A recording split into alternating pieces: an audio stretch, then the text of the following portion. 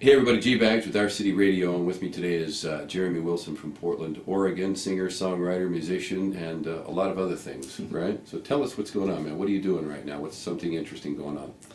Well, besides the album coming out that we can talk about in a few minutes, I think you were wanting to know a lot about the Jeremy Wilson Foundation, which is a 501c3 nonprofit musician service organization, and our mission is to help musicians in times of medical emergencies and crisis. And we only just got started in 2010, and in 2013 alone we were able to give out $93,000 in financial assistance to regional and national musicians. It's we're at thejwf.org, so the Jeremy Wilson Foundation.org, but thejwf.org. And now, are these others around the country doing the same thing in other cities for musicians that you know of? We have a slight little different bent on things in the sense that right now, as we're growing towards an endowment level fund that we're working for, we actually have services right now. We do like literally crowdfunding for individuals, and then we also, especially in our region, throw fundraising events. Right. But the cool thing about what we're able to do is that our donations are tax deductible. So for when people donate to us, it's tax deductible. We are musicians helping musicians, is what we like to say, because the foundation started from me having health issues and going through 4 different operations. And in the first operation, I got help from the community, and I was so moved by it. But it also it affected my taxes and stuff that year, and it ended up being sort of like not as great a thing to have had some money come in. It was really difficult. So when I needed a second heart operation, because I have a thing called Wolff-Parkinson-White syndrome. I'm not familiar with that. It's a deadly, scary thing, but I'm luckily doing really good right now. What was I going to say? When I needed the second operation and people were saying, "Oh, I want to help you again, I want to help you again," I was like, "Hey, let's hold on. I'm not the only one that goes through this stuff. Why don't we start a nonprofit so that we can have a bank account, so that we don't have to reinvent the wheel every time one of our friends gets sick or something? And then also on top of it, let's leverage this power of music, and the musicians, because who does everybody turn to when there's a catastrophe? Musicians. Let's have a concert. Let's make money for AIDS awareness. Let's farm aid, all the different things, And I just found that it was really interesting that, and through the surveys that we've done through professional survey companies and stuff, we have found, in fact, musicians are twice as likely to be uninsured than the average public. The issue is that musicians are considered independent contractors, but even despite, you've heard of a musicians union and all that stuff, we're talking thousands and thousands of people outside of the orchestras and outside of studio musicians that bring an immense amount of economy to our cities and stuff. But there's no such thing as a minimum wage for a musician. There's no retirement. There's no retirement. There's no unemployment benefits. And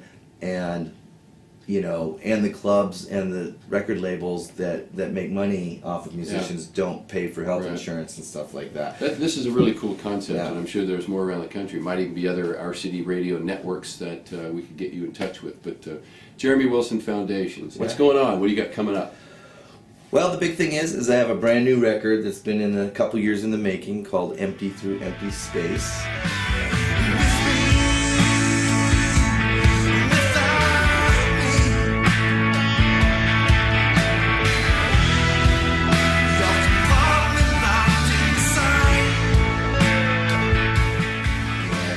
Is available right now online through my Facebook friends, and then on March 4th it'll go out to iTunes and Amazon and everything. You excited? I am. I'm very excited. It's my first official all original studio solo album, and of course I've had many albums out with my past bands, the Dharma Bums and Pilot. And how long did it take you to put this together? Well, the new one was concept to release. Oh gosh.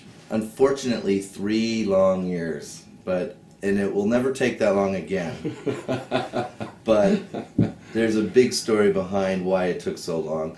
It was recorded on this tape deck that's sitting behind you here, so it's a beautiful analog recording, and also done on this board right here, which is a Sound Workshop Series 34, and used to belong to Fleetwood Mac. I like to brag.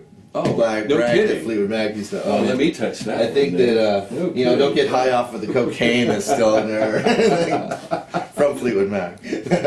But you have a pretty long storied career in music, right? yeah, I'm amazed at it. Are you a sometimes, Portlander, man? You know, I'm 45 to tell you how old I am. I'm older. He's older than him. Okay.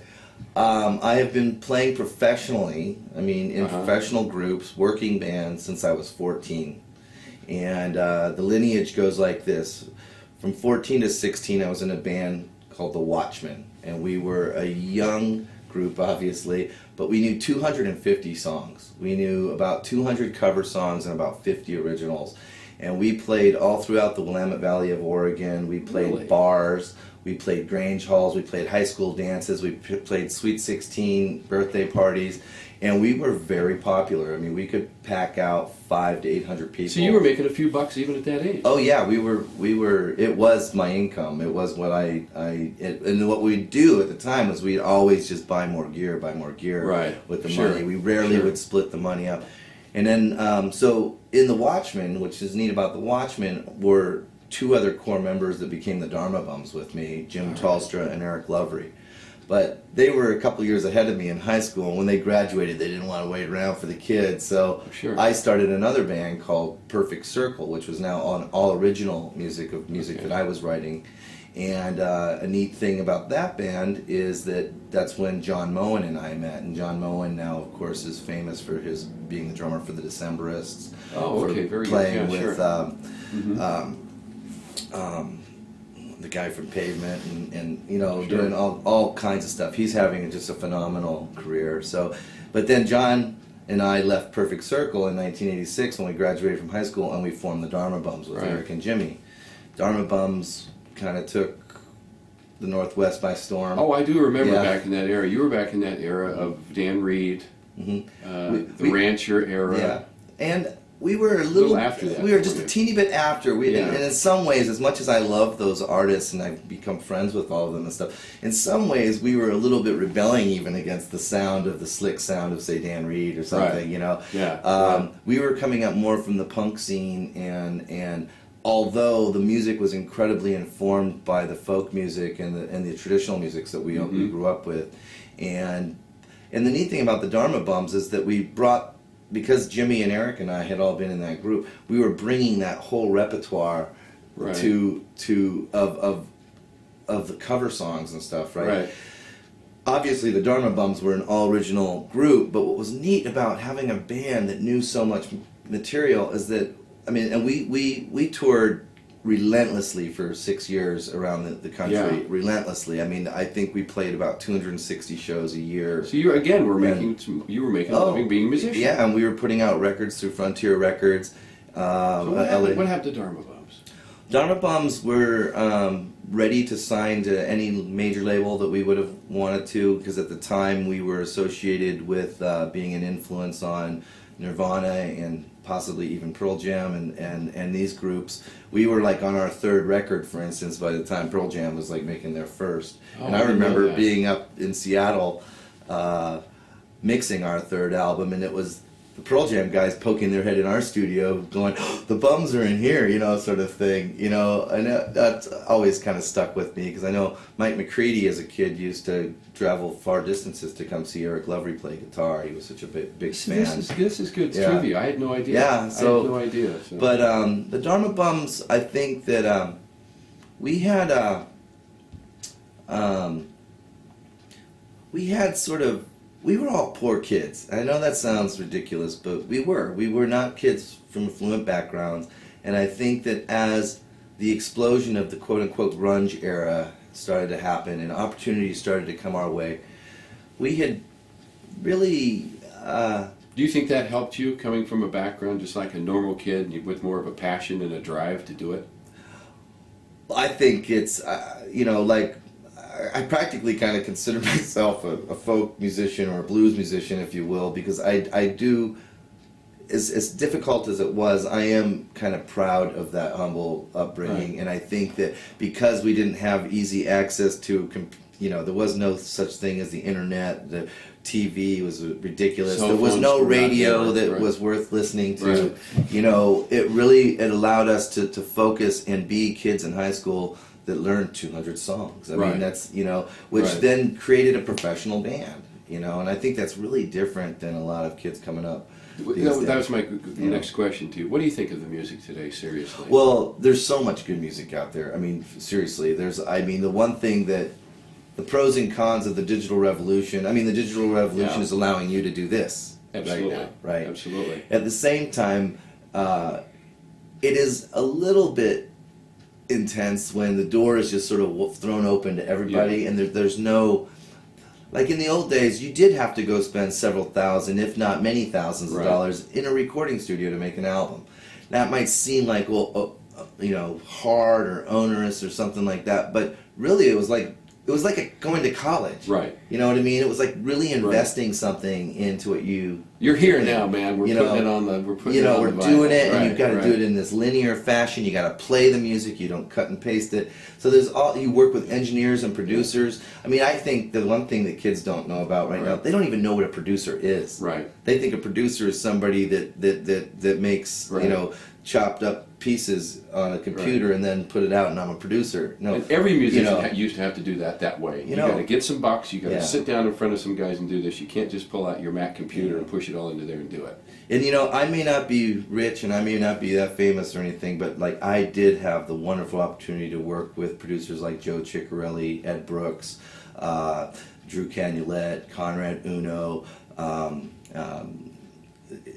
so many different Right. people, and work with these kind of engineers, and stuff. So Who was the biggest influence on your life musically? well, probably several people. Probably number one would be Pete Townsend from The Who. Oh, man. Who That's a good role model. Yeah. He put it to it. Yeah, I was lucky enough to meet him when I was a little kid and see him play acoustic guitar. Right.